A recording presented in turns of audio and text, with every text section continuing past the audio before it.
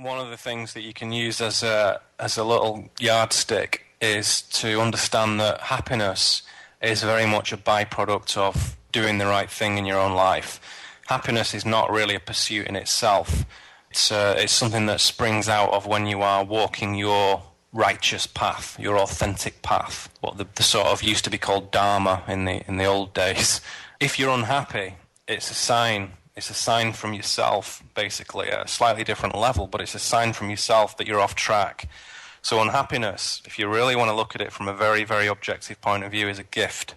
And it says, what you're doing isn't for your good. It's not really the thing that's going to fulfill you and satisfy you.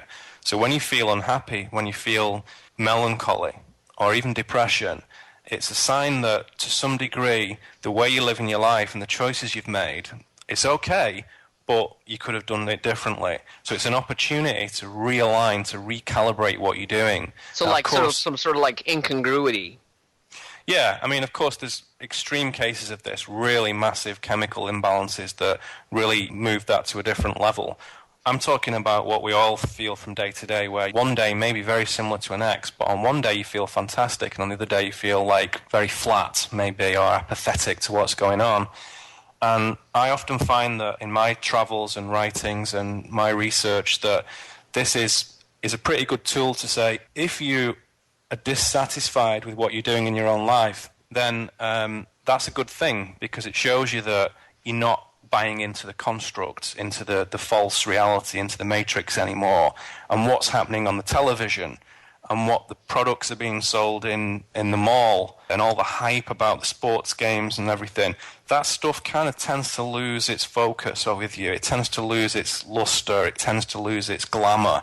And you actually sit back and think, is all this just a load of nonsense? And you know in your heart, which is always a better perceptive judge than your brain, your heart always knows basically what is going to give you energy and what is going to take energy away. And the construct, this fake culture that is so dehumanizing and so divisive, really always takes from you. It never gives to you, it always takes. It takes your money, it takes your energy, it takes your dignity, it takes your humanity, it takes your creativity. So they don't want you to do any of those things, because as you start to expand your consciousness, as you start to express yourself and be a loving, full, whole, vivid, colourful human being, then these systems of suppression begin to lose their influence on you, because consciousness really is pretty kind of indestructible. And as soon as you allow this conscious energy to flow through you, then you become connected. Kind of like a computer becomes connected to the internet. You become much more than just this little guy or this little gal. You become something much bigger than that. And the influence of the mainstream media manipulation starts to wane, and you start to kind of spread your wings a little bit. So it's important to focus on your path. There is no one correct way of doing these things. But again, a good yardstick, a good kind of hands-on practical tool is do what gives you energy. Yeah? Do what gives energy to you in a constructive and positive way. So if that is ancient architecture, or if that is art, or if that is music, or if that is philosophy, or if that is languages, whatever, study. Move your consciousness into a way that it's going to be able to express itself and expand. It's also important, of course, to look at what we described earlier as the shadow side of things, political machinations and all these insidious, sinister maneuverings that all the governments are up to, whether it's in Israel or Pakistan or England or America. All the governments are up to kind of no good, really. They're all a bit naughty. And we know that. Everybody knows that. You don't have to work in the military or in Capitol Hill to know that. Everybody senses that. And so if you turn your attention to your own life, into what you do, the people you interact with on a daily basis, what you do when you're in the grocery line, how you treat people, what you feel, your dreams, everything, as you start to do that, a very interesting thing happens, that the quality of your life starts to improve and the colour starts to kind of saturate pleasingly back into it. And then another thing happens, which is you start to encounter what we call coincidences, which is perhaps a better word is synchronicities.